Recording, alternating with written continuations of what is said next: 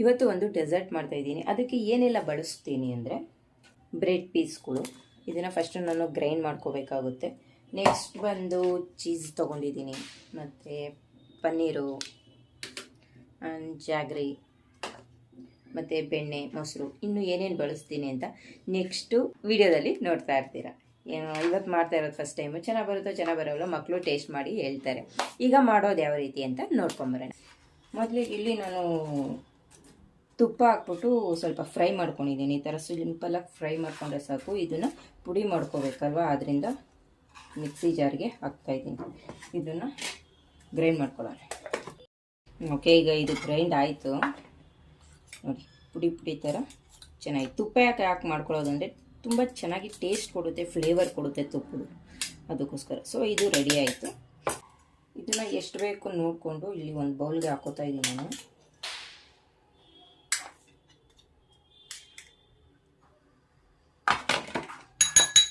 ಇದಕ್ಕೆ ಹಾಕ್ಕೊಂಡು ನಾನೀಗ ಬೆಣ್ಣೆ ಹಾಕೋತಾ ಇದ್ದೀನಿ.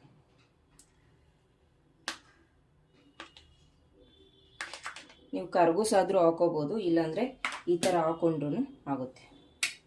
ಹಾಕ್ಕೊಂಡು ಸ್ವಲ್ಪ ಚೆನ್ನಾಗಿ ಮಿಕ್ಸ್ ಮಾಡ್ಕೊಳ್ಳೋಣ.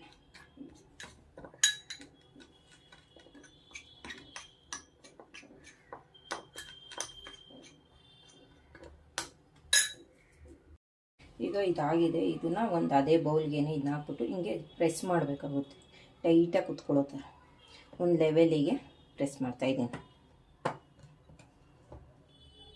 ಓಕೆ, ಇದಾಯಿತು. ಇದು ಫಸ್ಟ್ ಲೇಯರ್ ಆಯಿತು. ಇನ್ನು ಸೆಕೆಂಡ್ ಲೇಯರ್ ಏನು ಹಾಕೋದು ನೋಡೋಣ. ಪನ್ನೀರ್ ತೊಗೊಳ್ತಾ ಇದ್ದೀನಿ ನಾನು, ಮೊಸರು, ಹನಿ, ಗ್ರೈಂಡ್ ಮಾಡ್ಕೋಬೇಕು. ಇದು ರೆಡಿ ಆಯಿತು. ಸೊ ಆಗಲೇ ಫಸ್ಟ್ ಲೇಯರ್ ರೆಡಿ ಮಾಡ್ಕೊಂಡಿದ್ವಲ್ಲ, ಅದಕ್ಕೆ ಇದನ್ನು ಹಾಕ್ಕೊಳ್ಳೋಣ.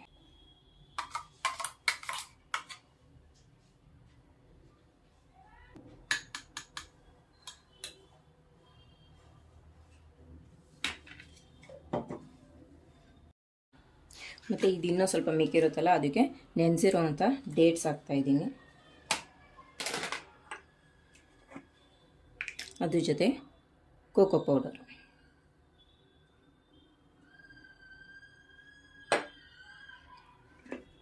ಇದು ಏನೂ ಹಾಕೋದು ಬೇಡ, ಹಂಗೆ ಗ್ರೈಂಡ್ ಮಾಡ್ಕೋಬೇಕಾಗುತ್ತೆ. ಇದಕ್ಕೆ ನಾನು ಜಾಗ್ರಿ ಪೌಡ್ರ್ ಹಾಕ್ತಾಯಿದ್ದೀನಿ. ಜಾಗ್ರಿ ಪೌಡ್ರ್ ಹಾಕ್ಬಿಟ್ಟು ನೆನೆಸಿರೋದಿತ್ತಲ್ಲ ನಮ್ಮ ನೀರು, ಡೇಟ್ಸ್ ನೆನೆಸಿರೋ ನೀರು, ಅದನ್ನು ಅದಕ್ಕೆ ಹಾಕ್ಬಿಟ್ಟು ಮತ್ತೆ ಗ್ರೈಂಡ್ ಮಾಡ್ಕೊಳ್ಳೋಣ. ಓಕೆ, ಹೀಗಾಗಿದೆ. ಈ ಕನ್ಸಿಸ್ಟೆನ್ಸಿ ಇದ್ದರೆ ಸಾಕು. ಈಗ ಇದಕ್ಕೆ ಹಾಕೊಳ್ಳೋಣ.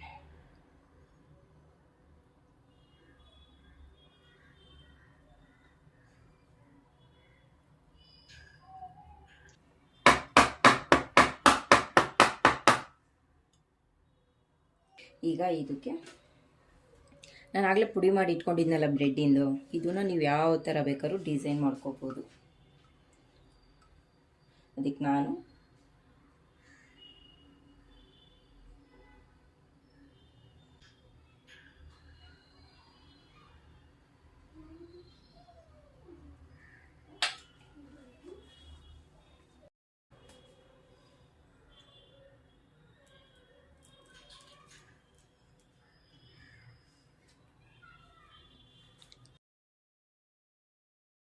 ಇದ್ದೀರಾ, ಎಷ್ಟು ಚೆನ್ನಾಗಿ ಕಾಣಿಸ್ತೈತೆ ಅಂದರೆ ತುಂಬಾ ಚೆನ್ನಾಗಿ ಕಾಣಿಸ್ತೈತೆ. ಸ್ಮೆಲ್ ಬರ್ತೈತೆ ಅಂತ ಹೃದಯಂಗೆ. ಸೊ ಟೇಸ್ಟ್ ಕೊಟ್ಟರೆ ಅದು ರೆಡಿಯಾಗಿದೆ, ನೋಡ್ತಾ ಇರ್ಬೋದು.